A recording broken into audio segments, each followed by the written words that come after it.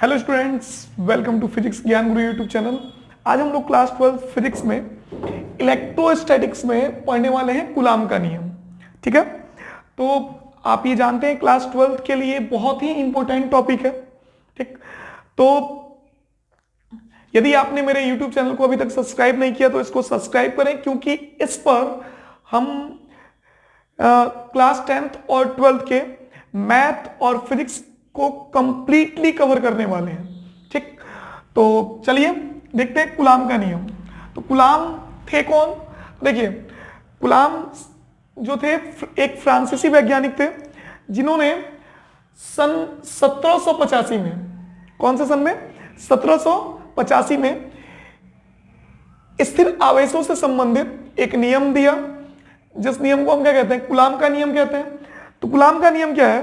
थोड़ा ध्यान से सुनना। दो स्थिर बिंदु आवेशों के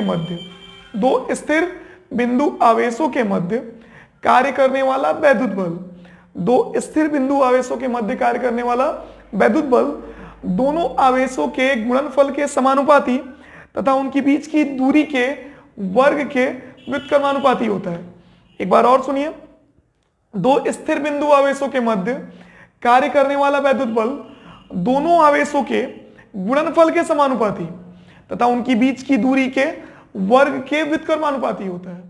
बोलते हैं दो स्थिर बिंदु आवेशों के मध्य कार्य करने वाला वैद्युत बल, दो स्थिर बिंदु आवेशों के मध्य कार्य करने वाला वैद्युत बल दोनों आवेशों के परिमाणों के गुणनफल के समानुपाती तथा उनकी बीच की दूरी के वर्ग के व्युत्क्रमानुपाती होता है। ठीक, यही कूलाम का नियम है। तो देखिए, इसको हम प्रूफ कैसे करते हैं? तो देखिए, मान लेते हैं हम कि कोई दो पॉइंट चार्ज है हमारे पास, एक है Q1 और एक है Q2, और इनके बीच की दूरी कितनी मान लेते हैं हम? R मान लेते हैं। ठीक, ये R दूरी पर है, तो हमें इन पर लगने वाला बल ज्ञात करना है। ठीक है जी। तो देखिए, कूलाम का नियम बोल रहा था कि दोनों आवेशों के मध्य कार्य करने वाला वैद्युत बल दोनों आवेशों के गुणनफल के समानुपाती होता है। तो चलिए देखते हैं कूलाम के नियम से। Coulomb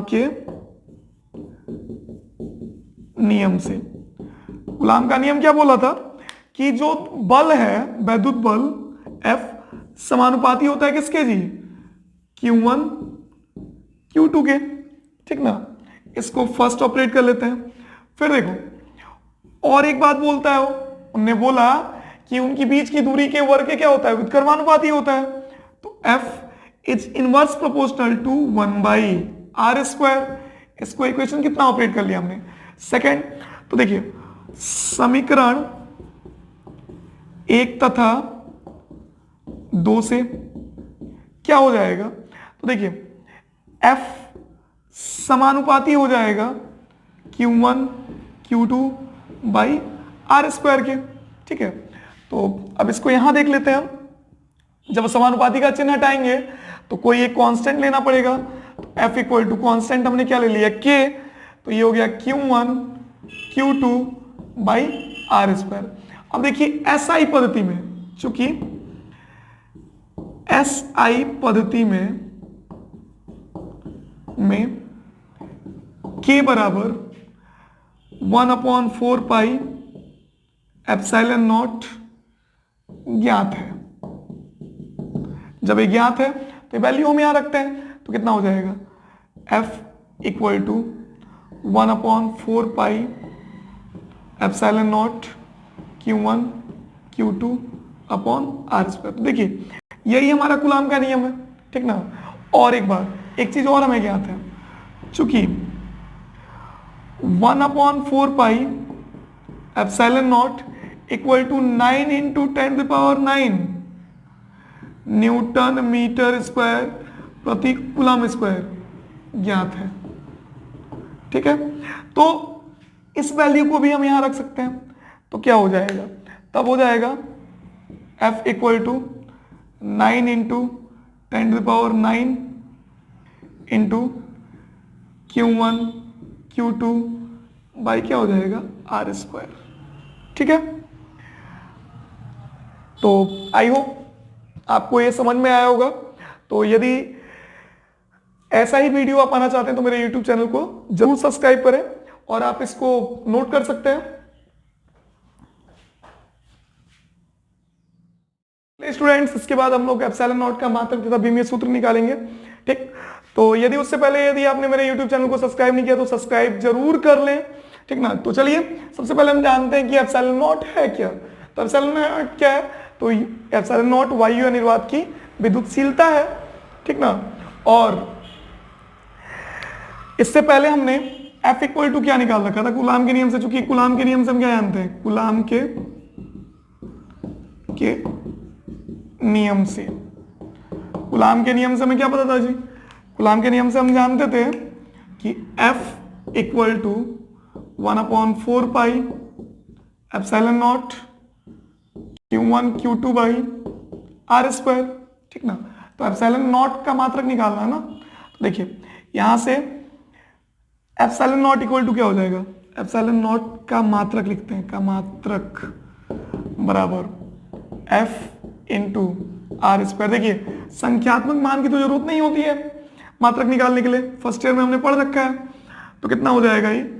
F R square upon Q1 Q2। ठीक, तो अब देखिए आप जानते हो बल का मात्रक क्या होता है? न्यूटन।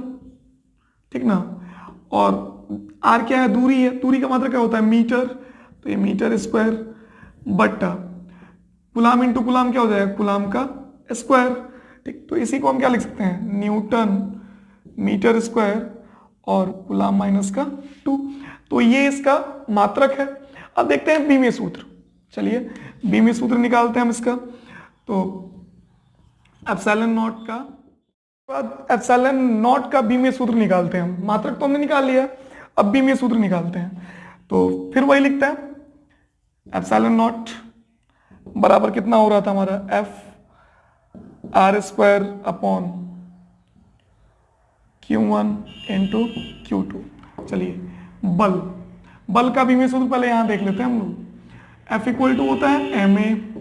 ठीक है, m बोले तो मास। ठीक, त्वरण बोले तो त्वरण का क्या होता है जी? न्यूटन मीटर प्रति सेकंड स्क्वायर। तो L T माइनस 2 हो जाएगा। ठीक, तो F के जगह पर हम कितना लिख देते हैं? M L T माइनस 2 हो गया। ठीक, R का क्या हो जाएगा? R लेंथ है तो L का स्क्वायर हो जाएगा अपॉन। अब देखिए कूलाम, सबसे पहले देखो I इक्वल टू का धारा किसे कहते हैं? आवेश प्रवाह की दर को विद्युत धारा कहते हैं। I इक्वल टू होता है Q upon T। Q equal to हो गया IT। I यानी कि एम्पियर, A से टाइम T AT। तो ये कितना हो गया जी? यहां पर देखिए तो जरा ये हो जाएगा AT का होल स्क्वायर। ठीक ना, इसके लिए AT फिर इसके लिए AT। ठीक, अब इस पूरे को ऊपर लेके चले जाएं यदि हम, तो ये कितना हो जाएगा? M। ठीक, कितना हो गया ये? M। L के पावर कितना हो रहा है? 2 और 1 3। ठीक, और T के पावर माइनस का 2। ये ऊपर जाएगा तो माइनस का 2 और हो जाएगा, तो माइनस का 4 हो जाएगा। और A के पावर कितना हो जाएगा? माइनस का 2 हो जाएगा। तो ये एप्सिलॉन नॉट का विमीय सूत्र होता है। ठीक ना, तो आई होप ये आपको समझ में आया होगा, तो इसको आप नोट कर सकते हैं।